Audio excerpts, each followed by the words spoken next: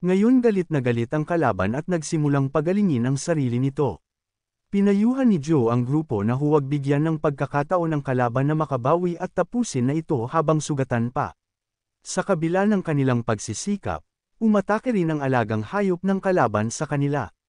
Nagtaka si Zan kung sinusubukan bang tumakas ang kalaban. Ipinaliwanag ni Joe na mabilis itong gumagalaw sa ilalim ng lupa gamit ang isang dagwang kabayo at papunta ito kay Jing para umatake.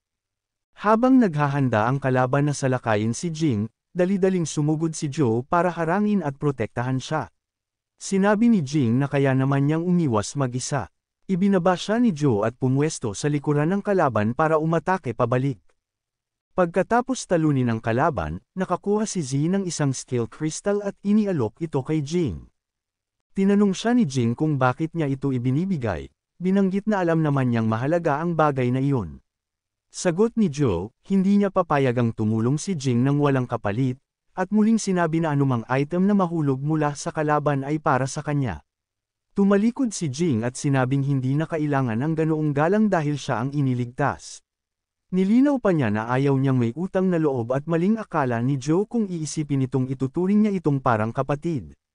Nagkibit balikat si Joe at hindi pinansin ang sinabi ni Jing. Kinunan sila ng litrato ni Wei. Sinabi ni Zan na sanay na siya sa ganitong mga eksena at idinagdag naman ni Wei na lahat ng freshman sa taong iyon ay kahanga-hanga. Pagbalik niya sa kwarto, nakuha ni Z ang Dimensional Crystal at pumasok sa laro. Hinarap niya ang mga halimaw at napansin kung gaano sila kabangas. Nakita niya ang isang knife aura na sumisipsip ng lahat ng vitality at kayang pumatay ng Demonized General agad-agad. Napansin niyang hindi ito kumokonsumo ng tiyak na halaga ng vitality at nakilala ito bilang kakaibang vitality skill.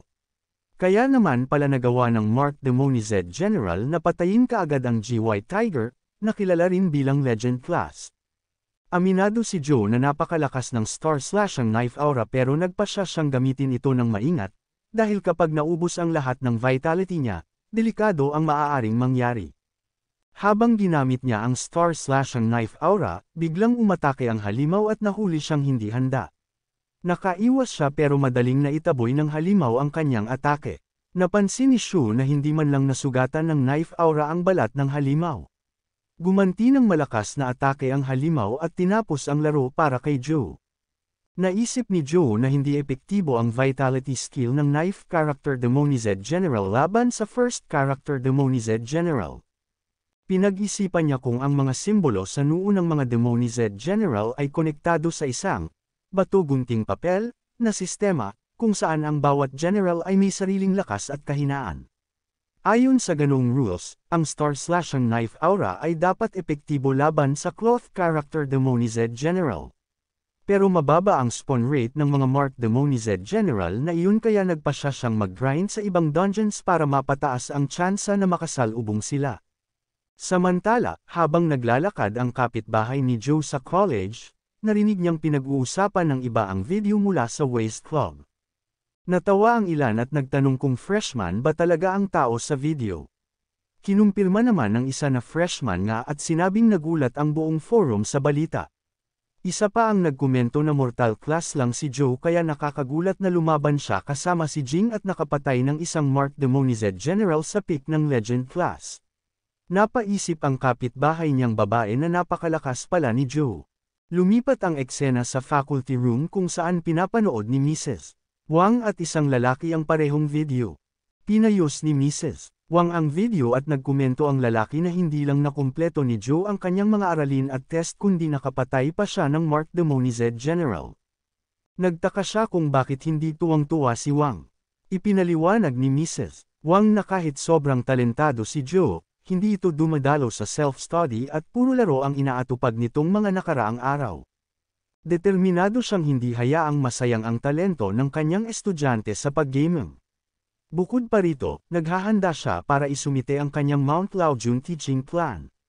Sumang-ayon ang lalaki at sinabing kung gagamitin ni Wang ng tama ang kapangyarihan ng misteryosong wordless steel sa Mount Laojun, baka matanggal ang pagka-addict ni Joe sa internet at makapag-focus sa pag-aaral at training. Kinagabihan, habang natutulog si Joe, bigla siyang nagising dahil sa kakaibang pakiramdam. Pagdilat niya ng mata, napunta siya sa isang hindi pamilyar at wasak na mundo. Sira ang mga tanawin at pinatay ng mga halimaw ang lahat ng sundalong tao na nakikipaglaban sa kanila. Ang ilang nakaligtas ay humihingi ng tulong. Nakaramdam si Zhu na may tao sa likuran niya at paglingon niya, nakita niya ang isang misteryosong figure na nakangiti ng kakaiba.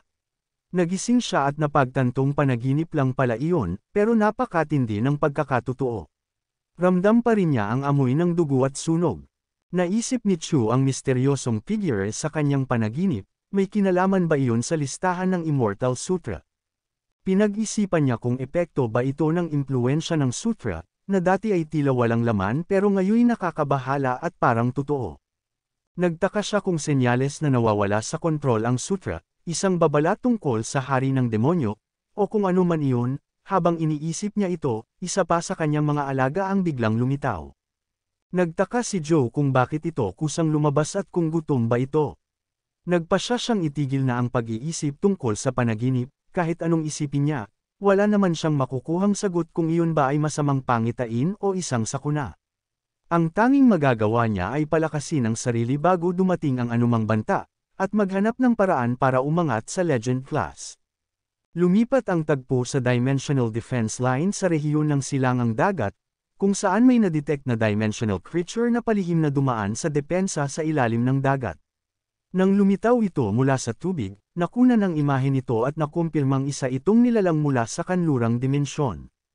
Sumunod na eksena ay sa klase ni Miss Wang, kung saan kinakausap niya ang mga estudyante.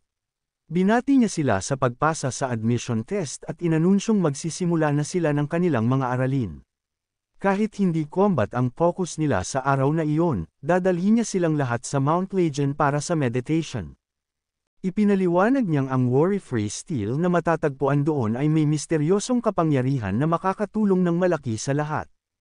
Habang sumasali sina Joe at Xuan sa klase, tinanong ni Xuan si Joe kung ano ang pinagkakaabalahan nitong mga nakaraang araw.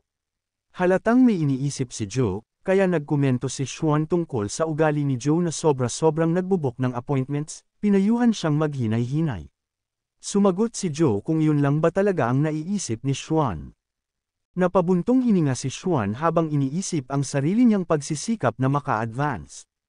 Napagtanto niyang kung hindi siya makaka-breakthrough sa Legend class, hindi na rin tataas ang kanyang stats kahit pa mag-absorb siya ng stat crystals. Naghahanap siya ng mga teknik para pataasin ang stats, pero kahit nagpupuyat siya ng ilang gabi, wala siyang progreso. Mukhang hindi sapat na ginagamit lang ang Flying Ant para makadistract ng kalaban, kailangan din niya ng Vitality skill para mas maging mabilis. Habang natutulog si Joe, halata ang kanyang catamaran. Lumipat ang eksena sa Mount Ki, kung saan bumubuhos ang kapahamakan at nilalamon ng apoy ang lahat. May isang lalaki na nakikipaglaban sa isang general, mahusay na binablock at iniwasan ang mga atake ng kalaban. Hinayla ng lalaki ang mga lubad papalapit sa kanya at nagbigay ng senadorias kay Tien na umatake. Tumugon si Tien at pinakawalan ng isang makapangyarihang sinag laban sa kalaban. Iniulat ng lalaki kay Tien na lahat ng tao sa third squad ay napatay at wala ni isa ang nakatakas. May narinig silang boses at dali-daling pinuntahan iyon pero huli na, patay na ang bata. Tinanggap ni Tien ang kanilang sakripisyo, sinabing sila ang ipinagmamalaki ng sangkatauhan at hiniling na matahimik sila sa kapayapaan. Pero binigyang diin niya na wala ng oras para magluksa, hindi dapat masayang ang kanilang sakripisyo.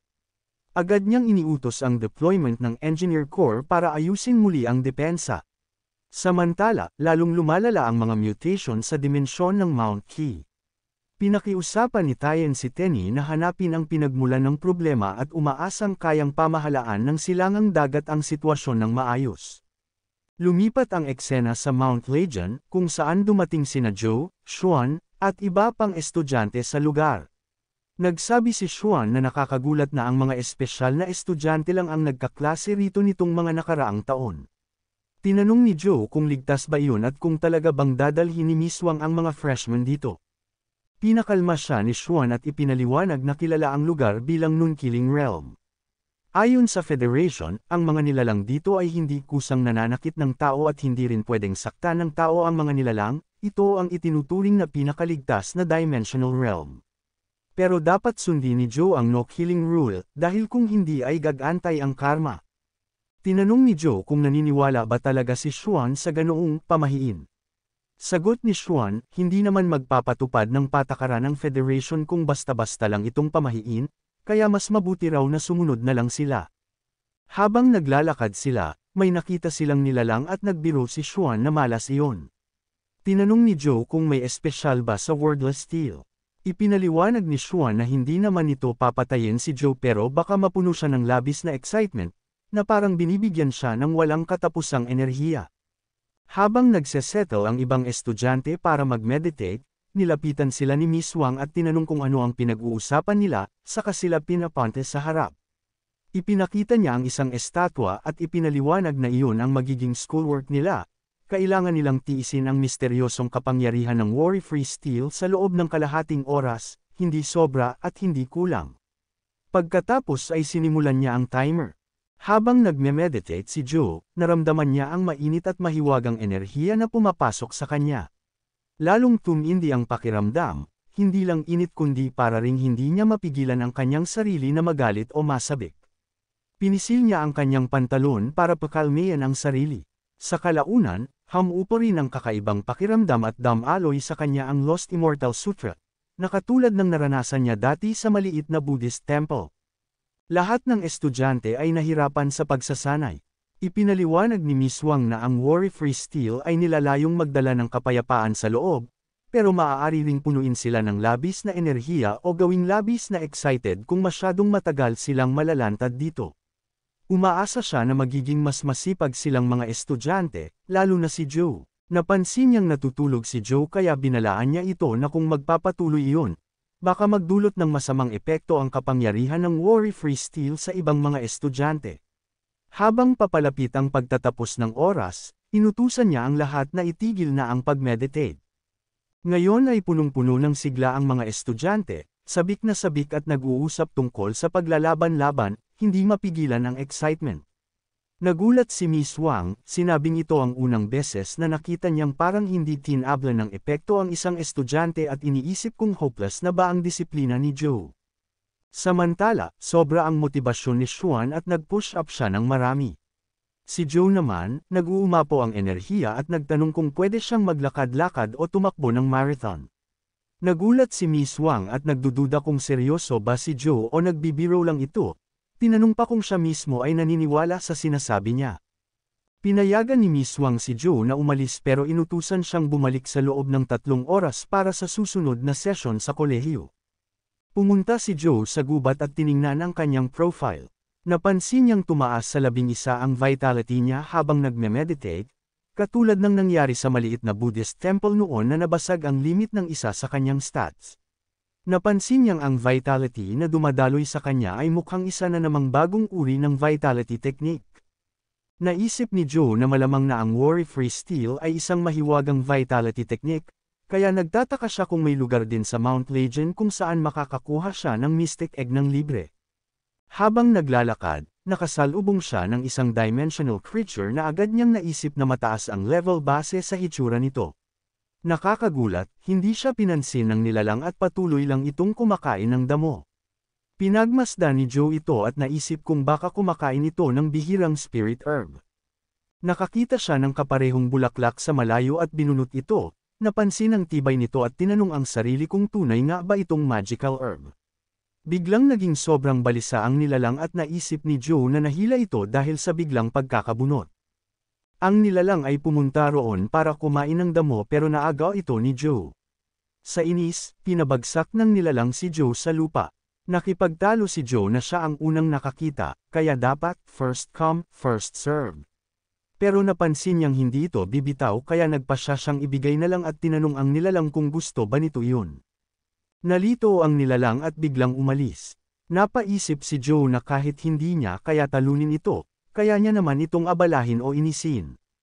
Nagpatuloy siya sa paglalakad at di naglaon ay nakarating sa Junon Gate. Nagtaka siya kung kalahati na ba ng bundok ang narating niya. Habang papalapit, napansin niya ang makapal na fog na tila matagal nang walang pumupunta roon. Naalala niya na dapat may dungeon mark din sa lugar na iyon. Sinilip niya ang phone at pinag-isipan kung papasukin ang dungeon. Biglang may tumama sa kanya mula sa likod, isang beam attack.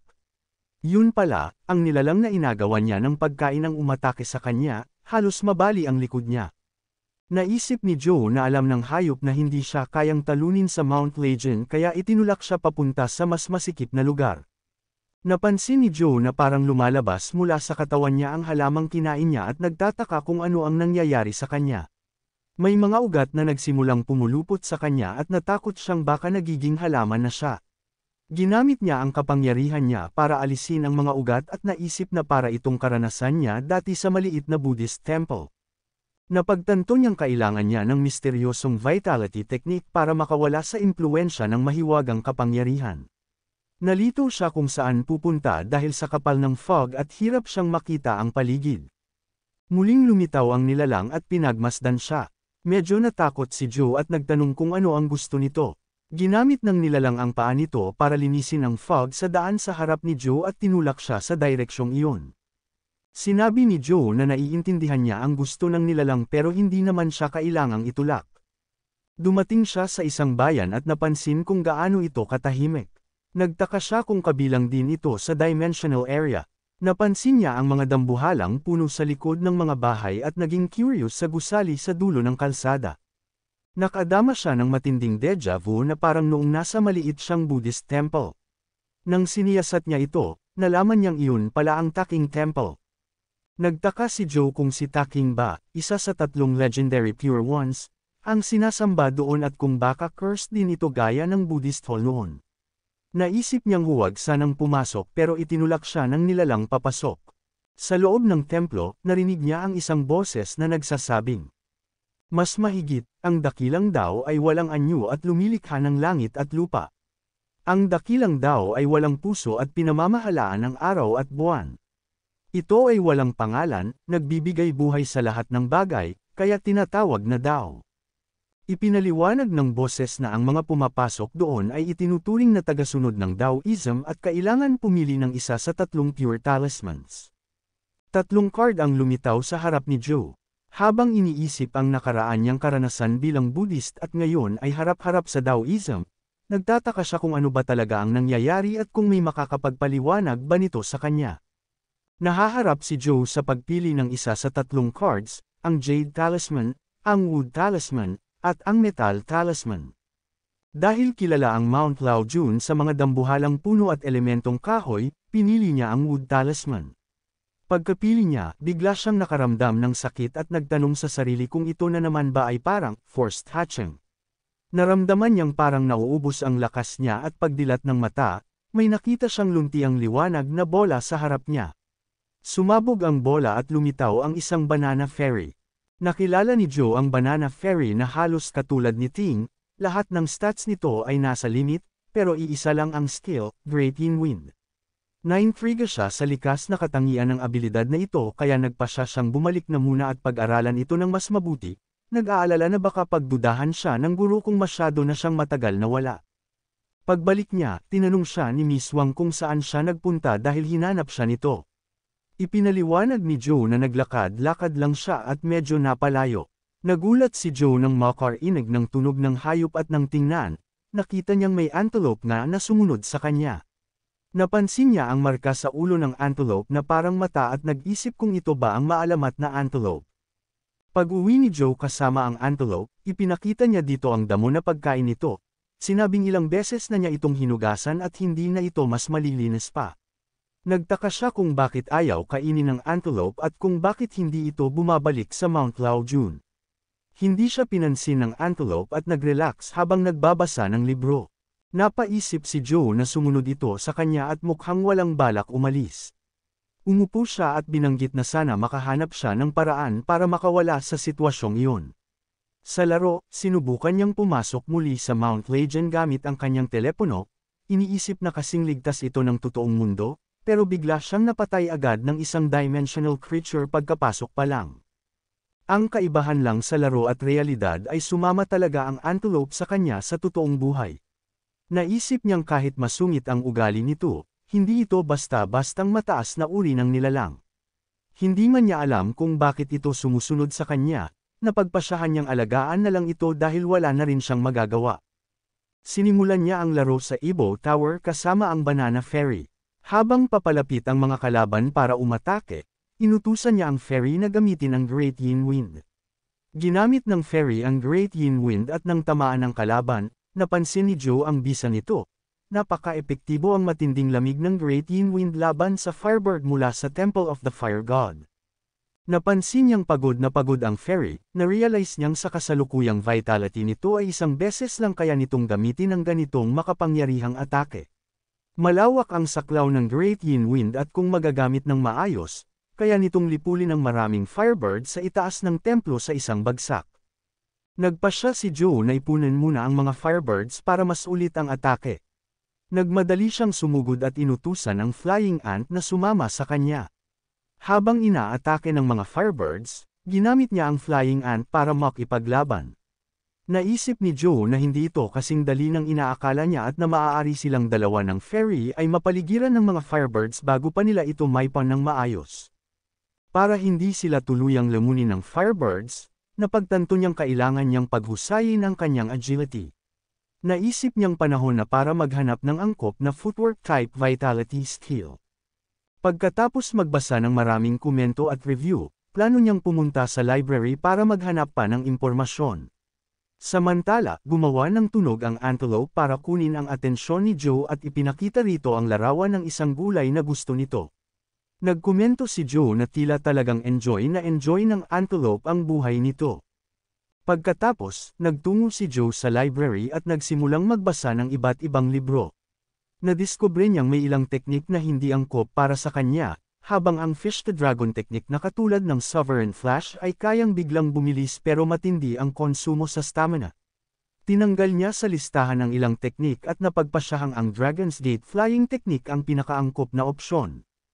Ang teknik na ito, na iginuhit kasama ang isang diyosa sa isang painting, ay hindi nagbibigay ng kakayahang lumipad ng matagal sa ere pero ginagawa kang magaan at mabilis na kayang mapanatili sa mahabang panahon. Napansin ni Joe na ang Dragon's Gate ay matatagpuan sa liyang at plano niyang puntahan ito kinabukasan.